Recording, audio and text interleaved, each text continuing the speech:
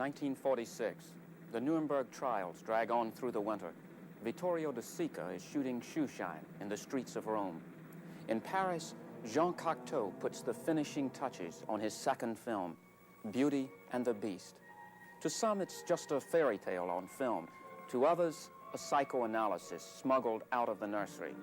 To Cocteau himself, a poem. To set this giant dream machine in motion, he writes, to wrestle with the angel of light, the angel of machines, the angel of space and time. It's the job I'm cut out for.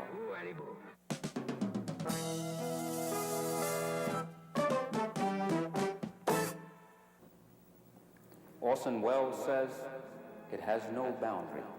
It is a ribbon of dream. Jean-Luc Godard calls it truth, 24 times a second. I'm Benjamin Dunlap. That trick comes from Beauty and the Beast, but the paradox is as old as film itself, truth and dream. Now, what if you could find a way to film your dreams? Would they still be true at 80 frames a second? And what do you think they'd look like on the screen? Like the realist Lumière, who posed his everyday subjects like impressionist paintings? Or like the magician Méliès, whose editing was quicker than the eye, and whose fantasies would become the newsreels of tomorrow? What I'm asking, of course, is whether truth and dream are really very different on the screen. Now, for Jean Cocteau, the problem wasn't confined to the screen. I live intensely only in my dreams, he claimed. My dreams are detailed, terribly realistic, like his films, you see. For what he meant was a sort of surrealist cliche.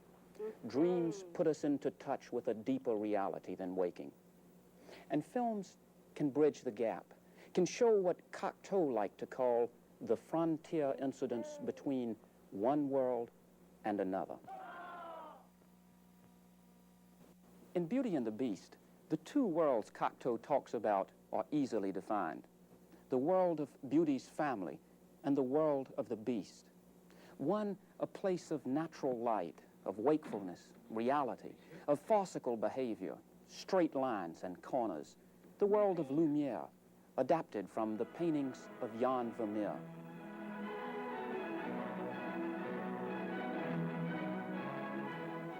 The other is the realm of the Beast, a place of perpetual twilight and shadow, of dream, imagination, of stately and romantic gesture, curves and rococo profusion, the world of Méliès, based on Gustave Doré's murky engravings for the fairy tales of Perrault.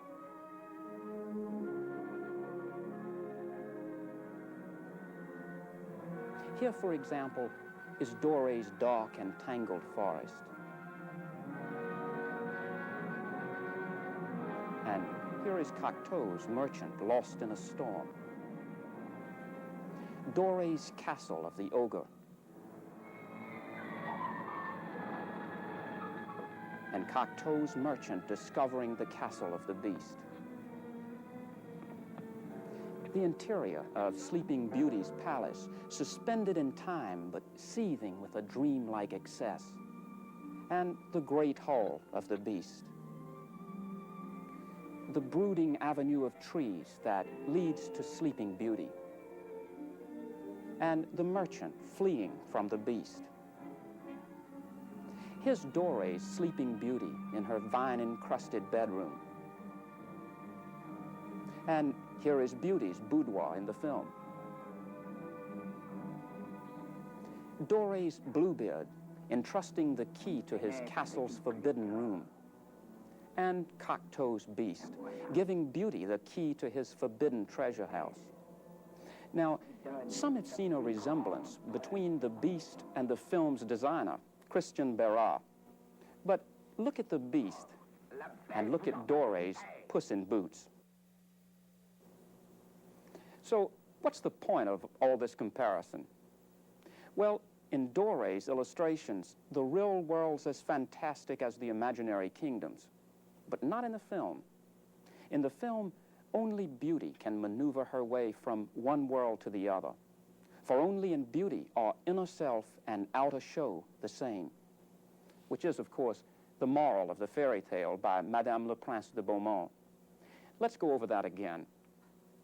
The youngest child of a doting but ineffectual father, Beauty has two vain and selfish sisters whose extravagance ruins the family. When their father regains a portion of his fortune, her sisters renew their lavish demands. Beauty asks her father only for a rose. As things turn out, his creditors seize the merchant's profits, and he starts home penniless. Lost in a storm, he stumbles across an empty castle, apparently enchanted. He eats and sleeps, and in the morning plucks a rose for Beauty, whereupon the beast appears and agrees to spare him only if one of his daughters will die in his place. The merchant despairs, but Beauty insists on submitting to the beast. Her father leaves her at the palace of the beast, but the beast doesn't kill her. Instead, he asks her to marry him. She refuses, but she learns to admire his courtesy and candor. Eventually, he permits her to visit her ailing father if she promises to return. But her sisters maliciously trick her into breaking her promise, and when she repents and rushes to the beast, she finds him dying. She now declares her love, and a miracle occurs. The beast is transformed into a handsome prince, whom Beauty agrees to marry, and to make her happiness complete, her sisters are turned into statues at the gates of Beauty's palace. Well, Cocteau insisted the story was based on fact, that Madame le Prince de Beaumont had heard rumors of freaks shut up in Scottish castles. But how true can a fairy tale be, with characters like cardboard cutouts and plots as simple as a nursery rhyme? Or, to ask the question another way, how is Beauty and the Beast different from De Sica's Shoeshine? After all, just as De Sica was basically a romantic with a neo-realist style, so Cocteau was essentially a 19th century poet in avant-garde clothing, who liked to call his style a realism of the unreal. And both purport to show us what is real. If Beauty discovers the man within the beast, De Sica's children reveal the beast within themselves. The difference is, I guess, De Sica wants to demonstrate the truth. So he follows the example of Lumiere, like a magician who rolls up his sleeves to win our confidence. Whereas Cocteau, who wants to conjure a dream, mimics the hocus-pocus of Méliès.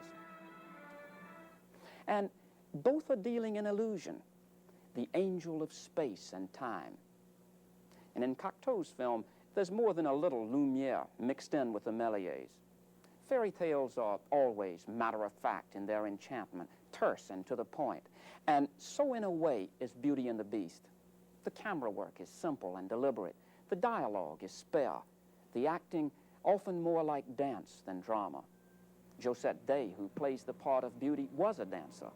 And Cocteau, who wrote ballets as well as films and plays, exploited this ability, evoking a dreamy, expressionless performance that complements the stately enigma of the Beast. Jean Marais, who plays the Beast, also plays Avenant, one of Cocteau's additions to the story, a real-life suitor whose amorous aggression contradicts the courtliness of the Beast. Béraud's mask for the Beast was applied each day in pieces, 3 hours for the face, 2 hours for the hands. Based, I think, in part on Jack Pierce's makeup for two earlier films, The Werewolf of London in 1935, and Lon Chaney Jr.'s The Wolfman of 1941.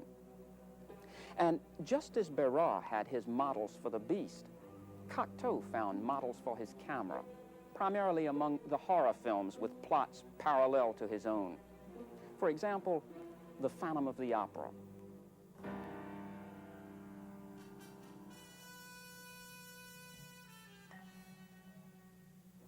Or The Cat and the Canary, made in Hollywood by the German director Paul Laney.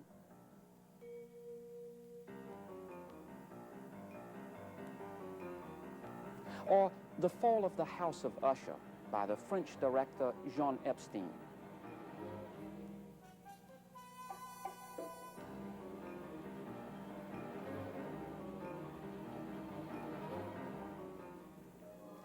And here's the shot that persuaded its producer to finance Beauty and the Beast. The shot we parodied at the beginning of the show. Beauty's entrance into the castle of the Beast. Shot in slow motion, with Beauty standing on a plank with rollers, pulled along by stagehands towards the camera.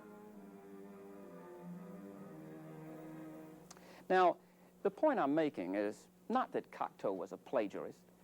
He faced the same dilemma as the seeker, post-war shortages that made his magic all the more remarkable, wherever he got it. He had to cope with power failures and lab mistakes, boils and toothaches and jaundice and impetigo. Marais had a painful carbuncle on his thigh, which is why his gait is so peculiar. Mila Parilly fell from a circus horse they used in the film, which is why she has to be lifted to the ground. The bed sheets for that scene were almost impossible to find, and the carcass of a deer took days of frantic searching. On the other hand, some accidents were fruitful. The geese that wander out from under the sisters' skirts, the swans that peck at the hand of the dying beast, the lion's head carved on a chair that Cocteau combined with a fearful roar to convey the merchant's apprehension. And some effects were improvised, like Marais lapping water from the lake, which was actually a sewage ditch behind the studio. But most of Cocteau's tricks were carefully planned, like the candelabra of human arms, men sticking their arms through holes in a flat, run in reverse as the candles are extinguished by a fan. Now, Cocteau may have borrowed it, too, from a story by Gautier, or a silent film of Loie Fuller, or a comic strip of Mandrake the Magician, but who's complaining? He said the idea for the living statues came from the fairy tale itself. Actors sprayed with bavox kneeling against a set, in one case next to a roaring fire that caused them to faint repeatedly. The arm that pours the merchant's wine is, of course, another actor reaching through a hole in the table. Wires pull the gates that seem to open by themselves. The beast is catapulted by a springboard when he leaps from the castle wall. Bérard costumed his statue of Diana from Renaissance examples, but it was skimpy attire for a Paris winter. There's no string to the bow, but an archer beside the actress shot into a block of wood beneath the tunic of Marais. Had he missed, Marais could easily have been killed. The lighting in the palace was expressionistic. The sets were actually quite small, but pools of light surrounded by darkness suggest a vast expanse, like the Xanadu of Citizen Kane. Simple spots give a preternatural glow to the rose the merchant plucks, and to the lock of the temple of Diana, another of Cocteau's innovations in the story, the treasury of the beast that Avenant and Beauty's brother try to rob. Now, all these are theatrical devices that would work almost as well on the stage. But there were others, only possible on film. Most of them, as Cocteau himself conceded, as old as Méliès. Slow motion, for example, or a simple match cut, a door being closed in two successive shots that were photographed 2 months apart, one in a garden in Touraine, the other in a Paris studio. Or cross-cutting different shots as the beast carries Beauty into her room, transforming her simple dress into a sumptuous gown. Or shots that depend on the position of the camera. The beast promenading with Beauty as a deer breaks out of the bush, his ears twitched forward with a forked stick by an assistant crouched behind him. A necklace that turns to burned rope and back into a necklace as it falls. Watch it carefully in slow motion. One drops out of the picture as the other falls in. A sister looks into a mirror and sees a monkey reflected in it, but the mirror has no back, and the monkey is sitting on a little shelf constructed just behind it. Or superimposition, like a magician's trick with mirrors, Avenant transformed into the beast. Or basic process shots, a mat, one shot inside another, like a television screen inside the mirror. Or sound effects, the swishing of arrows, a peeled stick whipped in the air beside a microphone. the voice of the beast played back through a filter that gives it a gravelly distortion. Or simple camera tricks, like reverse motion, the film run backwards as a necklace leaps from nowhere into the beast waiting hand. The transformed prince who rises strangely to his feet. The prince and beauty rising in the air. Their jump from a 12-foot platform played in slow motion reverse and superimposed over clouds produced by smoke bombs on the ground. And finally, stop motion, basic animation, starting and stopping a stationary camera while objects or people are moved between takes. A fur blanket seems to move of its own accord. Beauty emerges from the wall like a blossoming rose. And Cocteau's camera adds to the suspense, holding longer than we expect on the empty stairs, as if someone were watching. The merchant's shadow continuing to grow even after he stopped before the castle door. The camera tracking ominously forward through the gloom, as if stalking its prey.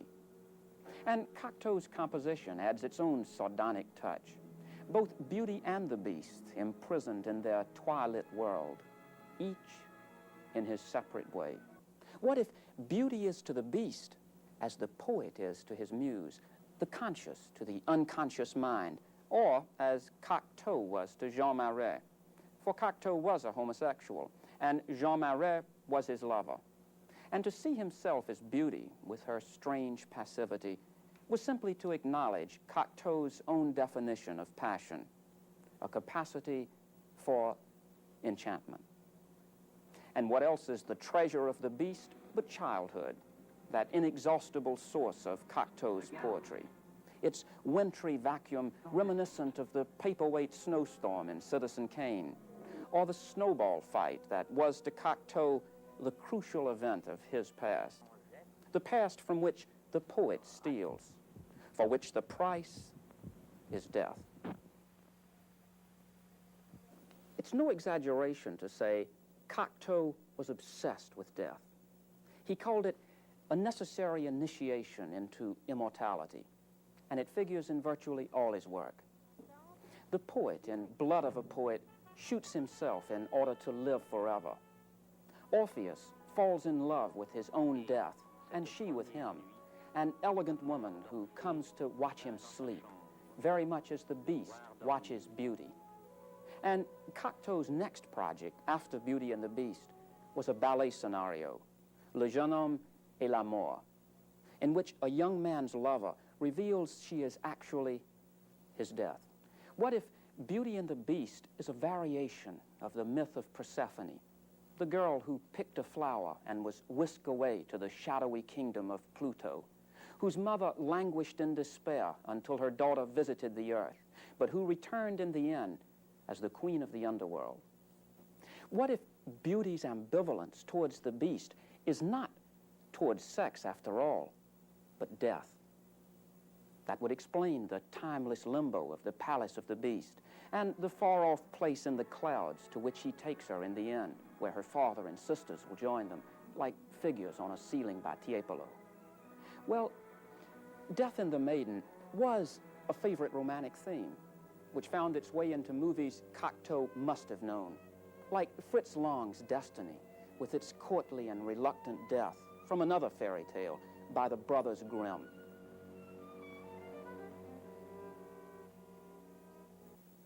Now, it's true the prince is something of a disappointment, even to Beauty.